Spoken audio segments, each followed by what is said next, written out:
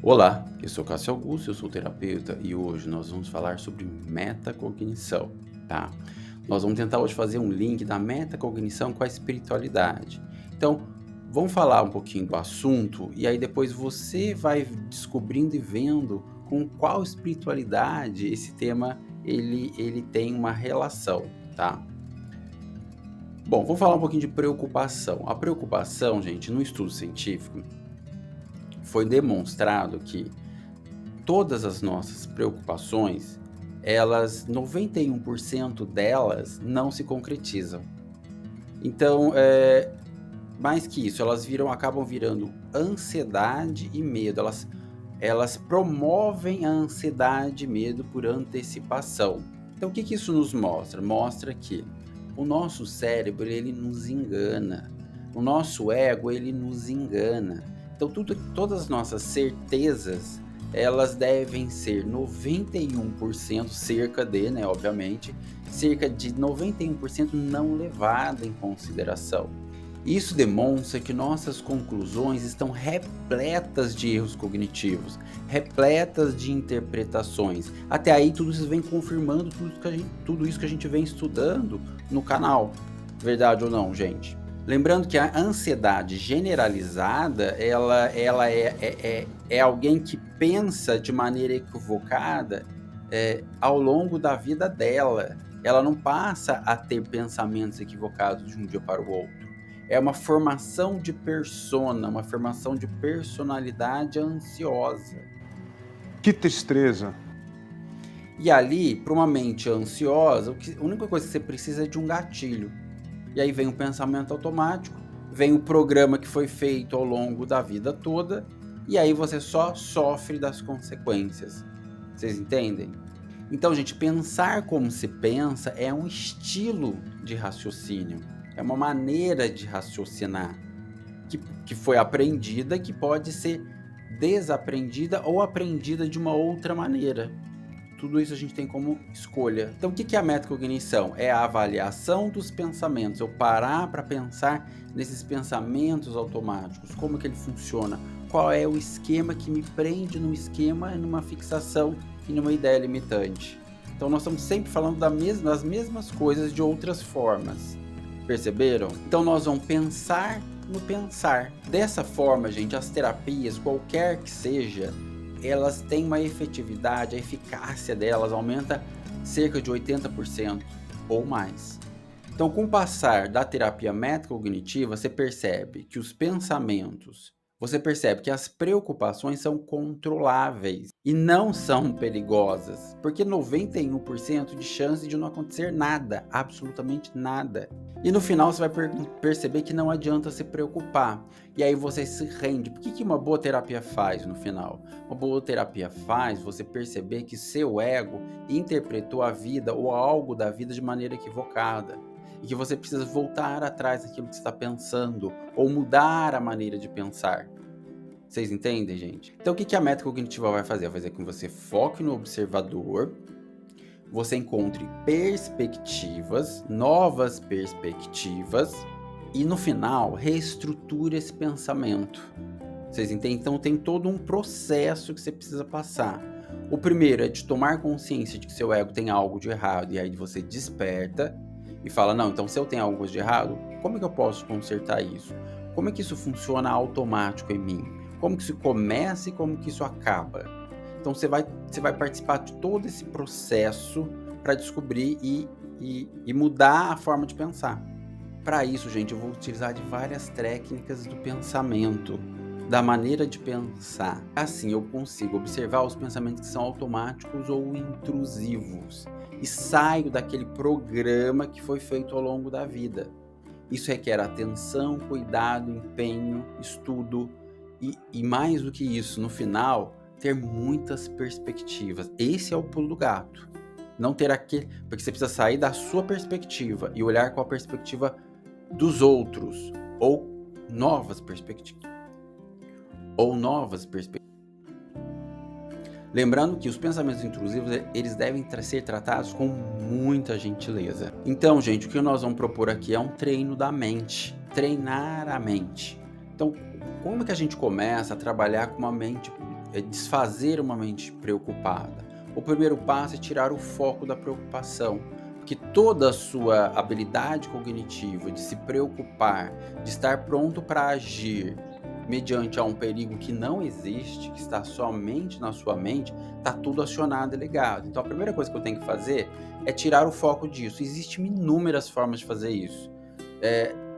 E a proposta é pela meditação, que você pode tirar o foco pensando no tato, fechando os olhos e sentindo a sua pele, de todo o seu corpo, cheiro, audição, ao mesmo olhar uma paisagem, olhar algo e ficar olhando, buscando tirar a mente daquilo que ela está pensando. Esse é o primeiro passo, tá?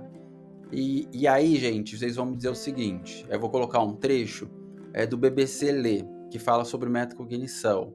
E aí vocês vão me dizer se sim ou não.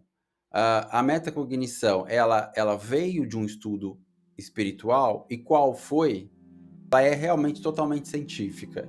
Me digam vocês, pela descrição, qual a espiritualidade que fez nascer essa ciência? Me digam. Então vejam, eu vou passar só um trecho, porque eu não posso, porque acho que a BBC tira do ar, tira o vídeo do ar, então eu vou deixar na descrição a matéria completa, assistam depois, vejam o que ela tem de semelhante de tudo que a gente vem falando de metacognição até aqui. Técnicas baseadas em algo chamado atenção plena do desapego, Detached Mindfulness em inglês. Basicamente, consiste em observar o primeiro pensamento que surge e não tentar contrariar esse pensamento, diz ele. O paciente tem que aprender técnicas de observação do pensamento. Uma delas, explica o psicólogo, é adiar a preocupação que vem à mente em um determinado horário do dia por um período máximo de 15 minutos. Assim, a pessoa aprende que a preocupação não é perigosa, que é controlável porque pode ser adiada, e quebramos a associação entre o pensamento intrusivo, que aparece, e a resposta à preocupação. O pensamento intrusivo é automático, mas a resposta é controlável pela gestão da atenção. Pensamentos intrusivos são como visitantes, ele brinca. Você não pode expulsá-los porque é rude, mas não precisa alimentá-los se quiser que eles saiam.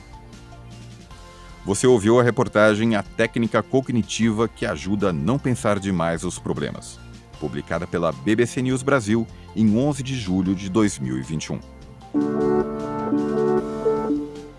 Bom, gente, então vocês perceberam que a metacognição nasce do budismo. Toda a técnica feita é budista. É exatamente o que os budistas pregam há mais de 1000 anos. Esse controle da mente, esse afastar e esse ligar ao observador. É ou não é, gente? Só que quem vai levar o título? Quem foi lá e colocou numa pesquisa científica, colocou outro nome, chamou de metacognição e terapia cognitivo-comportamental e começou a aplicar de uma outra maneira, mas muito semelhante, inclusive, tá? Aí pensa em outras técnicas de tirar o foco, que tem várias outras possíveis. Eu posso tirar o foco da mente ouvindo música, prestando atenção na letra, ou fazendo alguma atividade motora, desenhando, rezando. Uma reza também pode ser uma meditação para tirar do foco. Você pode focar no objetivo da sua reza, ao invés de ficar ouvindo as vozes cognitivas erradas, da preocupação, do medo, da ansiedade. Então, são variações do mesmo tema. A técnica é, ou eu tiro você do foco, para que sua mente comece a se autorregular, ou eu tiro você do foco para você ter um alívio mental daquilo. Também pode ser. Pode ser tanto um efeito analgésico como um efeito de resolver o problema. Um terapeuta com uma metacognitiva afinada pode também tirar você do foco, te dando outras perspectivas da questão, até que a sua mente primeiro se alivie falando, que às vezes ela só precisa falar, pôr para fora. Em seguida, ela tem uma outra perspectiva para mudar um pouco o modus operandi dela e os efeitos que aquilo causa nela mesma. Ou ainda entrar com essas terapias de mindfulness, de tirar o foco do problema e depois, numa última ação que a gente ainda pode fazer, olhar novas perspectivas. E aí você pode olhar a perspectiva da filosofia, você pode olhar a perspectiva do budismo, você pode olhar do espiritismo, da umbanda, das terapias cognitivas comportamentais, do dicionário, gente. Você pode ir lá, o que é maturidade, o que não é, e o que é imaturidade. Porque no final de um bom processo meditativo, não é só para tirar o foco e dar o alívio. A maioria para por aí. Essa é a primeira parte. A segunda parte é, como é que isso começou? Por que isso aconteceu? Como que isso acontece em mim? Começar a perceber os gatilhos. Depois que passou dessa fase, ainda tem mais uma. Não é para você meditar e refazer toda a ideia tentando justificar aquilo que você fez. Ou aquilo que você está pensando, racionalizando. É o uso equivocado da metacognição e da cognição, né? Da cognição raciocínio. Não.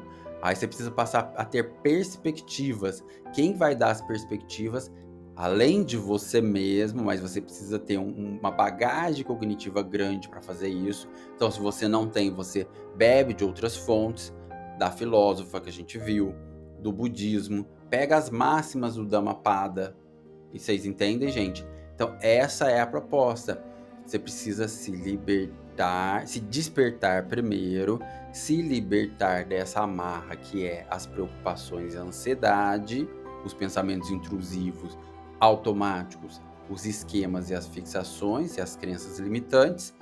Depois que você passa por esse processo terapêutico inicial, você inicia a abertura da mente pelas perspectivas, por novas perspectivas. Não ter certezas absolutas, ser inconformado, ser totalmente inconformado com a vida como ela é, com a situação como ela se apresenta, e buscar novas perspectivas. Além dessas apresentadas, você pode trazer algo novo que ninguém ainda nunca viu. Isso, gente, gera uma dopamina maravilhosa para você. Gera um tesão, uma vontade de viver assim gigantesca. Pense, tente, experimente, se dê essa oportunidade. Comece hoje, o despertar hoje. Tá bom, gente? Então é isso que eu queria mostrar para vocês hoje. Vamos continuar nossos estudos, sejam bem-vindos a nos acompanhar e também agregar coisas novas. Então, vamos juntos numa jornada para buscar coisas novas. A mente e o corpo saudável adora isso, tá bom? Beijo, até a próxima.